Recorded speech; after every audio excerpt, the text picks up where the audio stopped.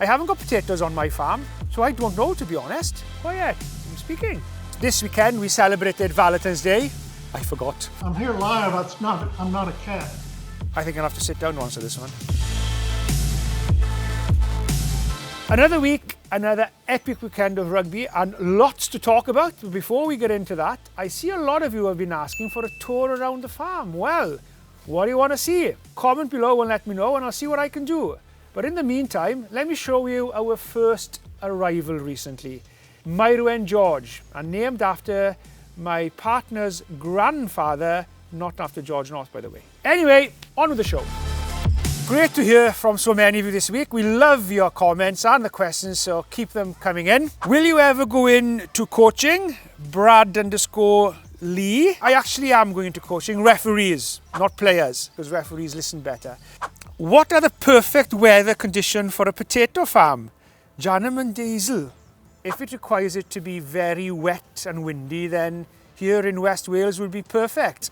I haven't got potatoes on my farm, so I don't know, to be honest. Do you know what? I think I'll have a look in the law book to see if I can find the answer to that. Refereeing at times can feel like a thankless job. Yeah. What is one moment you felt appreciated by the players? Davco.training.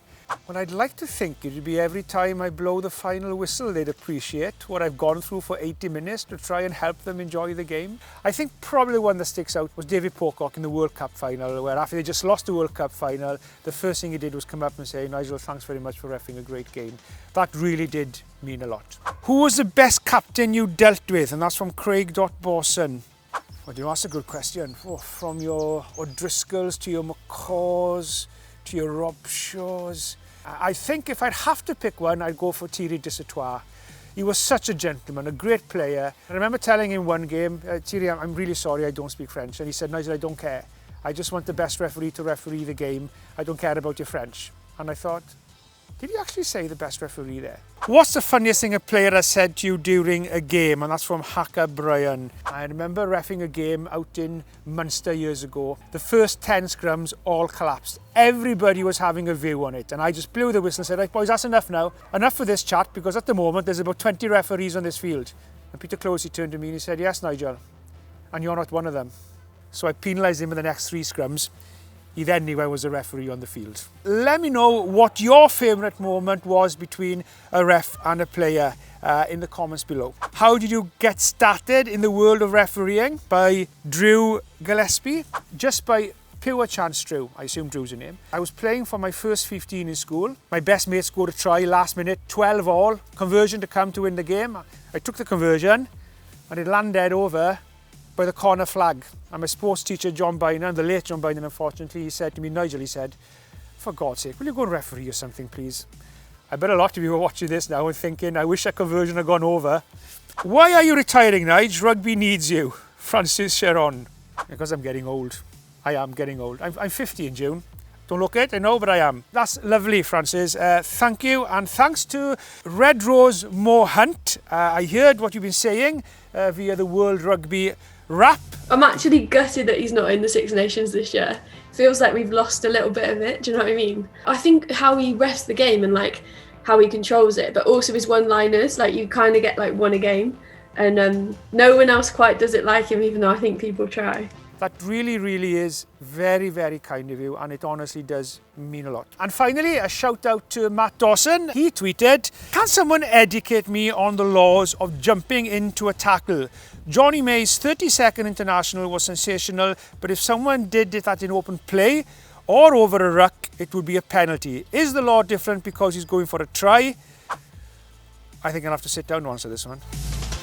Now, there's been a lot of talk about Jonny May's try. Now, what you can't do is you can't jump into or jump over a tackle or a would-be tackler, same as you can't dive or jump over a ruck to score a try. You need to decide if you think that Jonny May has actually jumped to avoid the tackle, then it should be no try. If you think he's done it in the action of diving to score a try, then the try stands. Mike Adamson and his team officials looked at it, they decided that he dived to score the try, and therefore the try stands.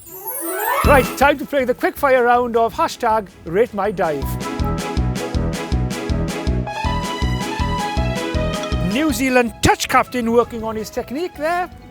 Not bad. I'll give you a 7 for that one.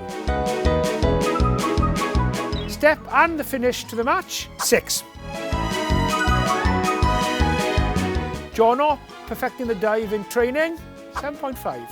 Top work from Red Rose Amber Reed, giving Johnny a run for his money, a 9.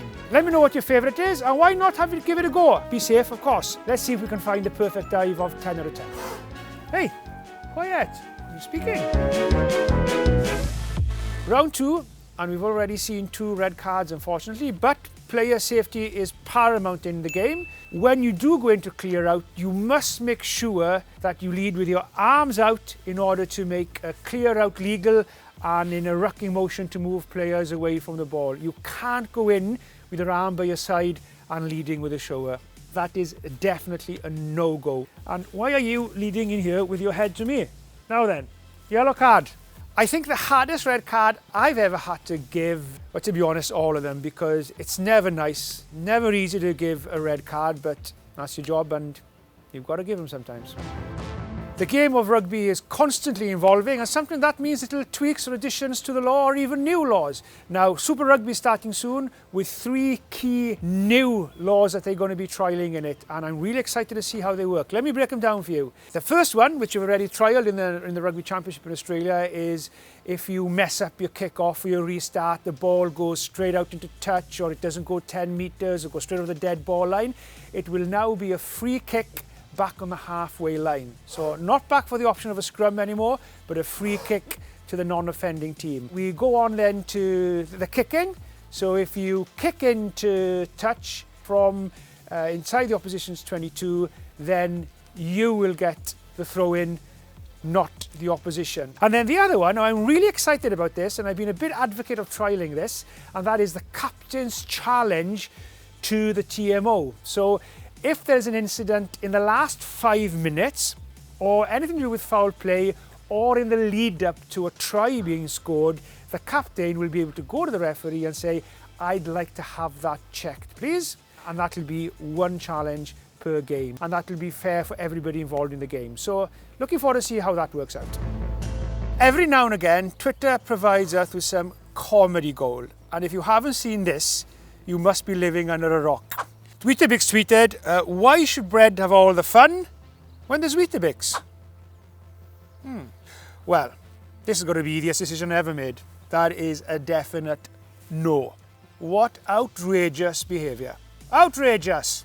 Now, speaking of outrageous behaviour, how many of you have seen this clip about the Texas lawyer Rod Ponton during a virtual courtroom? It's unbelievable, absolutely unbelievable. Can you hear me, Judge? I can hear you. I think it's a filter. It is, and I don't know how to remove it. I'm here live. I'm not a cat. Rod, I like your confidence in actually knowing that you're not a cat and standing by that decision. So, well done on that. And of course, this weekend we celebrated Valentine's Day. Oh, I forgot. I want you to let me know how you fell in love with the game. Please put your comments and let us know below. Really looking forward to reading them. I actually fell in love with the game when I was 6 years old, when I watched Phil Bennett score that wonderful try up in Murrayfield against Scotland. And finally, don't forget, the Japanese top league starts this week, and they really do play some exciting rugby, so don't miss that. One of my favourite memories of Japan was when I arrived at the ground to pick up the whistle for the opening match, and when those 2 wonderful people had cycled all the way from Twickenham to Japan to deliver the whistle and raising a lot of money for very good causes on the way. Just to be there to see the effort they'd put in arriving there and how proud they were and everybody was of what they'd done. It was absolutely really amazing. That's it. Join us next week. If you really do like this video, then give it a thumbs up, hit the subscribe button and tap the bell for notifications. See you next week.